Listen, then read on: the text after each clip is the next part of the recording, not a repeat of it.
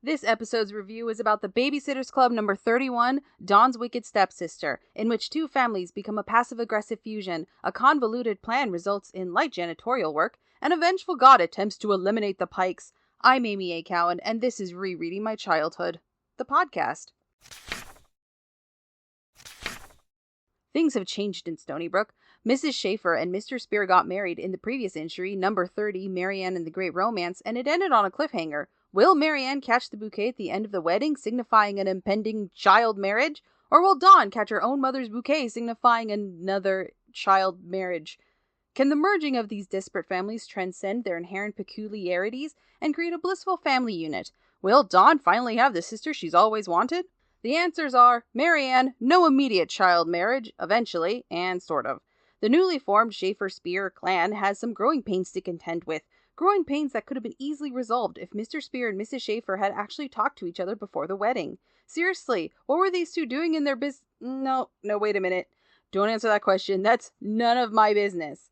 But it sure seems like they rushed into this marriage.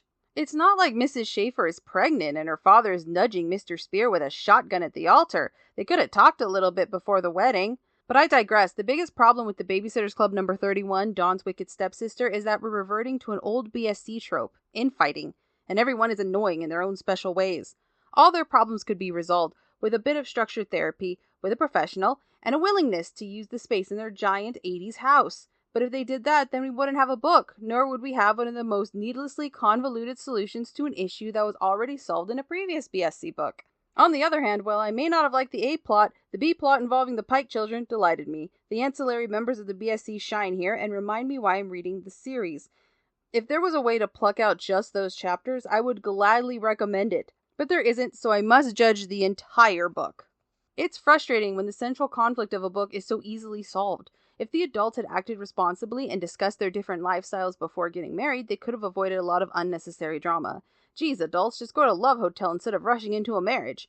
And if Dawn and Marianne had remembered what happened with one of their regular charges just a few weeks ago, i.e. the Arnold twins dilemma, they could have also avoided unnecessary drama.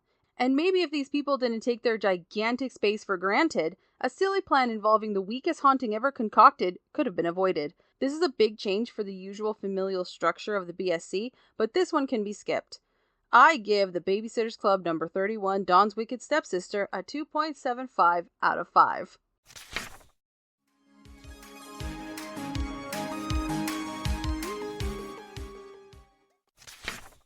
Now it's time for Amy's random plot thoughts. Quick summary.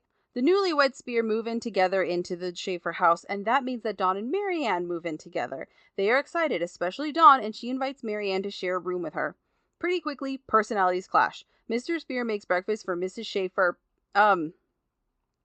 Spear, and even though she doesn't eat meat, he keeps including bacon. Marianne doesn't like that Mrs. Spear, I will never get used to that, is ambivalent about Tigger the cat, and that she's kind of messy. Marianne follows Mrs. Spear around to clean. In Marianne and Dawn's shared room, they have conflicting study styles, leading to a fight wherein Marianne retreats to the sewing room. Dawn gets this idea to get Marianne to permanently stay in the sewing room, so one night while Dawn is supposedly out, she uses her secret entrance to trick Marianne into believing that the room is haunted. She plays spooky sounds from the hallway and leaves a chicken bone and a rose on the desk. Marianne does exactly what Dawn wants, and the sewing room is now Marianne's dormitory. The new Spear clan has their first family meeting, and they set some rules for living together. The B plot involves all of the Pike children and eventually the adults succumbing to various illnesses and injuries as if the god of pestilence has it out for the family. There are shenanigans. Everyone gets over their various ailments. That was the most ridiculous way to solve the bedroom problem. Did they forget about the Arnold twins? In the previous entry, number 30, Marianne and the Great Romance, the Arnold twins get separate rooms. There was probably supposed to be a parallel between each set of sisters, but then the B plot of number 30 should have been the B plot of this book. Putting it in the previous book makes it look like Dawn and Marianne have severe amnesia, which seems like a bigger problem, or they are derelict in their duty to read the BSC notebook. Either way, the solution should have been obvious from the beginning. Hey, Dawn and Marianne, your house is huge. Marianne moved from one gigantic house to another. Why would either one of them think that sharing a room when they don't have to is a good idea? My sister got along much better when we weren't in the same room. And instead of just remembering the Arnold twins, Dawn does this whole thing where she leaves garbage all over Marianne's desk and plays wind sounds in the passage.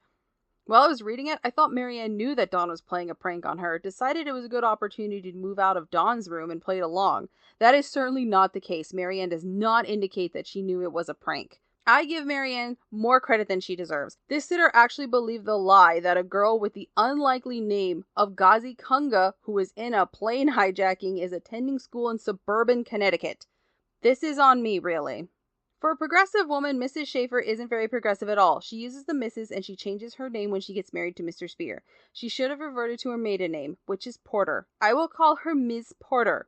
I will also forget to call her Ms. Porter in subsequent reviews.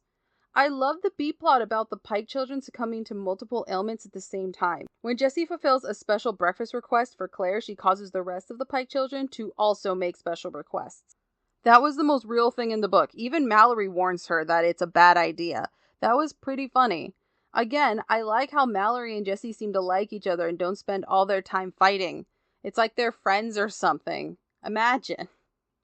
I also thought it was funny when the Pike adults also get decommissioned, although Mr. Pike's only injury was his hand. I'm sorry, you're the father. You can still take care of your offspring with one hand. How useless is this man if he's all, oh no, my hand has an ouchie. Guess I have to hire the local 7th graders to watch my tens of children.